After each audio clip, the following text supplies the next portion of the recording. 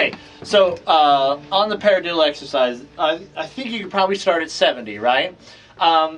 You can do one of two things. I would use headphones for the metronome, right?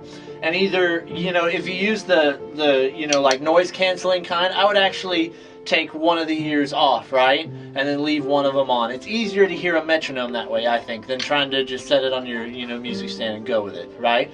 But I would, you know, and use your judgment, but whatever makes sure you can hear the drum set and the metronome real clear, right? So you can hear exactly when you line up with it, okay? I would start at 70 and do the entire exercise, right? Because you want to make sure you're getting in and out of those things, you know, correctly.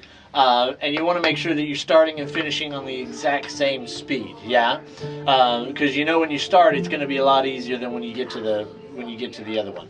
I would also start playing it with heel up on the bass drum, yeah? So all those measurements, because just like when you play with your hands, right? When you've got a slow, repetitive beat, you want to fill it up with motion, right?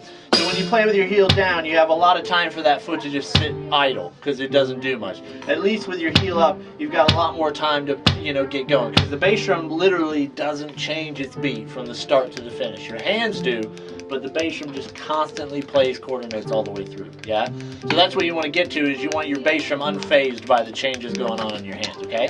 As far as the fills go, I would try to get them both up to 90, so you got a little bit more work on 4, right? And try to do at least, like, you know, 2 or 3 minutes of just playing this, repeating that same fill over and over again, so your hands are just used to the same pattern. And I would try to, you know, memorize the patterns of each drums and then just remember how those go, yeah, and see if that doesn't work for you, okay?